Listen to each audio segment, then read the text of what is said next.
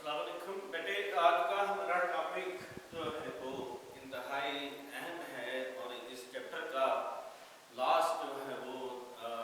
Topic है। तो इसमें जो है ये आज का जो टॉपिक है वो पावर फैक्टर। लास्ट लेक्चर के अंदर मैंने आपको जो है वो पावर फैक्टर के मतलब जो है वो बताया था कि पावर फैक्टर जो है वो किसी एसी सर्किट के अंदर करंट और वोल्टेज के दरमियान बनने वाले फेज एंगल के कोसाइन को जो है वो पावर फैक्टर कहते हैं। दूसरी जो है वो डेफिनेशन इसकी जो है वो आपने काफ़ी दफ़ा आपकी नज़र से भी गुजरी है कि cos फाई जो है ये बराबर है R ओवर Z के, और इससे पेशतर जो है वो cos फाई जो है ये KW बटा जो है वो KVA। अब जो है वो पावर फैक्टर, जब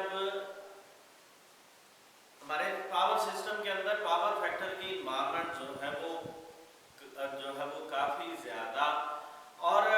हर वो चीज़ आला जो कि वाइंडिंग पर मुश्तमिल है पावर फैक्टर को लो करने का बायस बनेगा। जिसके अंदर वाइंडिंग इस्तेमाल की जा रही है वो जो है वो पावर फैक्टर को लो करने का बायस बनेगा। अब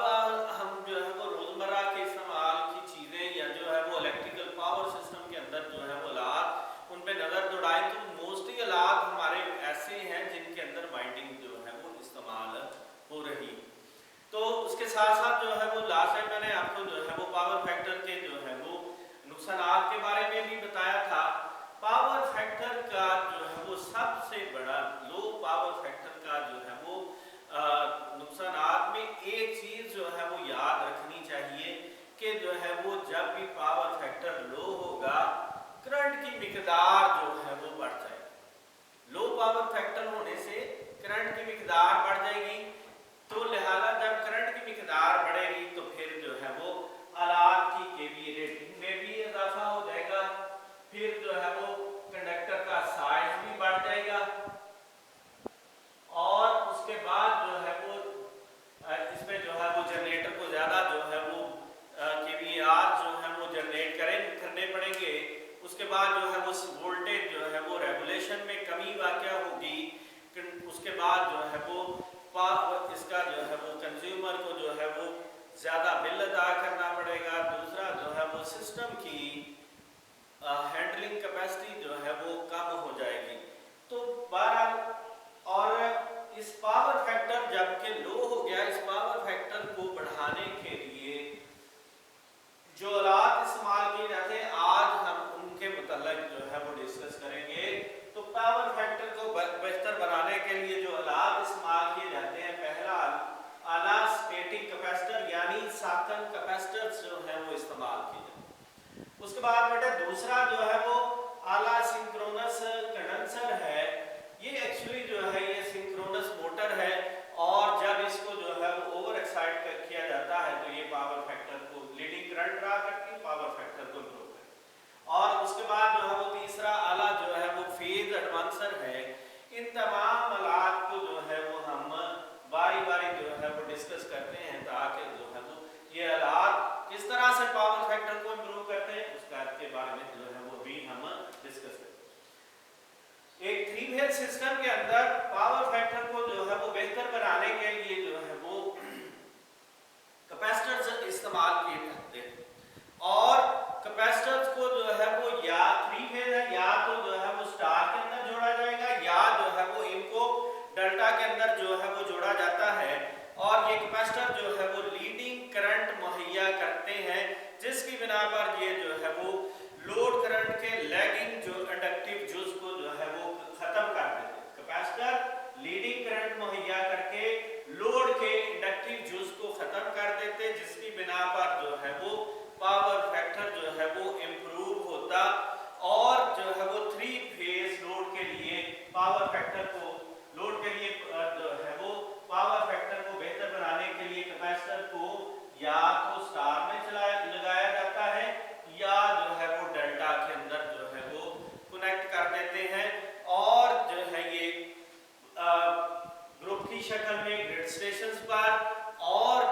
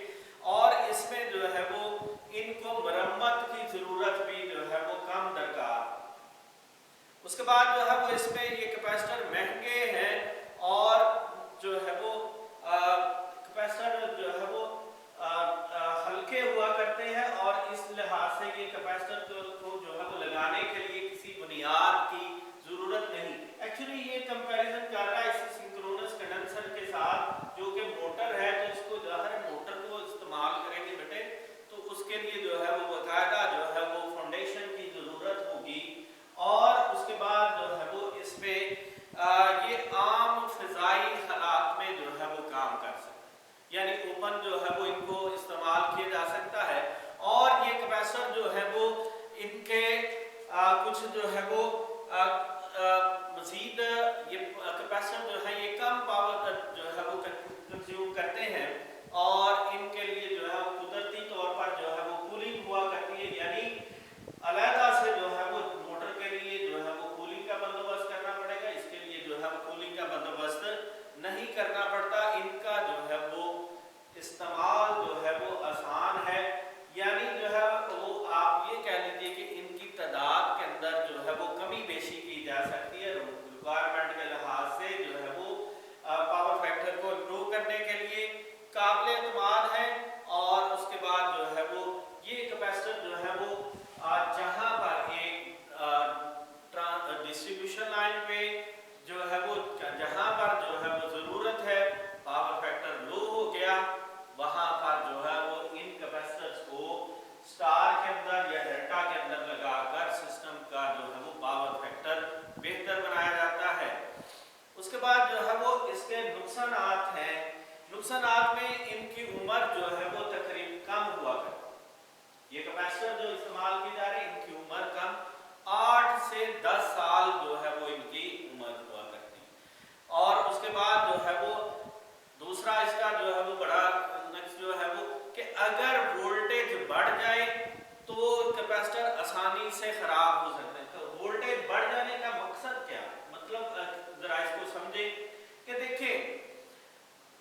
सुबह के वक्त जो है वो 8 से जो है वो पीक आवर्स जो है वो 8 बजे से लेकर पीक आवर्स जो है वो शुरू हो जाते हैं। उस दौरान मैक्सिमम सार्फिन जो है वो बिजली इस्तेमाल करते हैं और ये सिलसिला जो है वो तकरीबन जो है वो 12 बजे तक जो है वो चलता है और उसके नतीजे में जो है वो वोल्टेज की मिकदार के अंदर जो है वो कमी वाक़या हो जाती है। लेकिन जैसे ही जो है वो दोपहर में खाने का वक्फा या जो है वो नमाज के लिए वक्फा होता है तो फिर जो है वो लोड की मिकदार में जो है वो कमी वाक़या हो जाती और ये कमी जो है वो तकरीबन 1 से 2 बजे के दरमियान तक जो है वो रहती, फिर जो है वो लोड की मिकदार बढ़ती और उस दौरान जो है वो उसके साथ ये सिलसिला जो है वो 5-6 बजे तक जो है वो रहता। तो लिहाजा जो है वो जब लोड की मिकदार बढ़ती है वोल्टेज में कमी वाक़या होती है और जब जो है वो लोड की मिकदार में कमी वाक़या होती है तो फिर जो है वो वोल्टेज बढ़ता है। फिर उसके बाद जो है वो आप लोगों ने देखा होगा ये सूरत हाल कि जो है वो ग्रिड स्टेशन के में एक ही बस बार में जो है वो आने और जाने वाली सप्लाई जो है वो जुड़ी हुई होती है और इस दौरान जो है वो जब कभी जाने वाली सप्लाई पर जो है वो के पे जो है वो लोड के अंदर तब्दीली वाक़या होती है, कमी वाक़या होती है, तो चूंकि आने जाने वाली सप्लाइयाँ एक ही बस बार के साथ जुड़ी तो वहाँ पर जो है वो लोड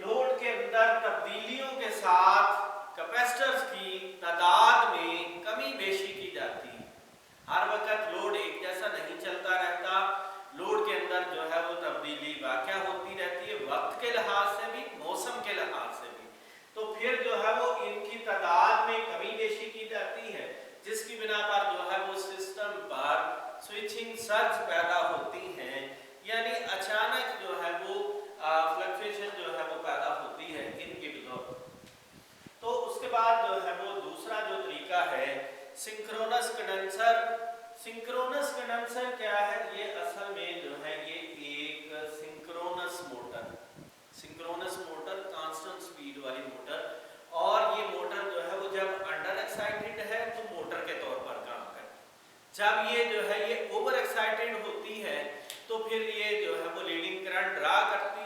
तब जो है ये सिस्टम को के साथ इसको अटैच कर दिया जाता है और ये जो है ये पावर फैक्टर को इम्प्रूव करने का बायस बनता है। तो ये जो है वो सिंक्रोनस, जब कभी जो है वो सिंक्रोनस मोटर को ओवर एक्साइटेड किया जाता है तो ये लीडिंग करंट देती है। इस तरह ये मोटर के तौर पर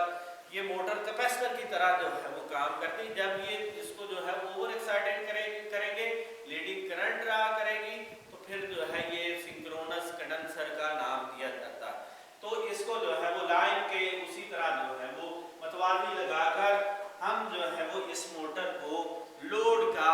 पावर फैक्टर जो है वो इम्प्रूव करने के लिए इस्तेमाल करते हैं। और चूंकि जो है ये इसके जो है वो फायदे और नुकसान डिस्कस करते हैं, फील्ड एक्साइटेशन को तब्दील करके मोटर करंट जो है वो हम लीडिंग करंट हासिल करते हैं और जिससे जो है वो इस करंट की मिकदार को तब्दील करके पावर फैक्टर को इम्प्रूव किया जा सकता है। और चूंकि इस मोटर के अंदर वाइंडिंग इस्तेमाल हो रही है तो ये मोटर जो है ये शॉर्ट सर्किट के खिलाफ जो है वो ज्यादा रहमत जो है वो रखती, ज्यादा जो है वो दर्जा हरारत को बर्दाश्त कर सकती और फिर जो है वो आसानी खराबी अगर पड़ जाए तो आसानी से दूर किया जा सकता। और उसके बाद जो है वो अगर लोड जो है वो पावर फैक्टर जो है वो बढ़ गया है, लीडिंग हो गया है, तो फिर जो है वो इसकी एक्साइटेशन को कम करके इसको बतौर मोटर चला के तब भी जो है वो पावर फैक्टर जो है वो इम्प्रूव किया जा सकता है। याद रखें कि पावर फैक्टर जो है वो लीडिंग और ये यूनिटी के करीब रहना चाहिए। पावर फैक्टर जो है वो यूनिटी के करीब रहना चाहिए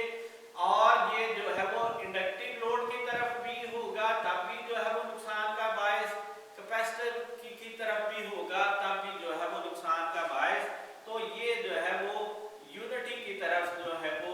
यूनिटी पर जो है वो इसको रहना चाहिए, ये करीब तरीन जो है वो रहेगा तो फिर जो है ये आइडल कंडीशन होगी। नुकसानात हैं इसमें मोटर के जो है वो लॉसेस जो है वो इसके अंदर काफ़ी ज़्यादा, मरम्मत का खर्च जो है वो मोटर का ज़्यादा, मोटर के लिए जो है वो फाउंडेशन की ज़रूरत और इनको जो है वो बराह रास्त हाई वोल्टेज पर नहीं इस्तेमाल किया जा सकता। आखिरी तरीका बेटे इसमें फेज एडवांसर का है। इसके लिए जो है वो मुख्तसर सा जो है वो आप ये बात जो है वो समझ लें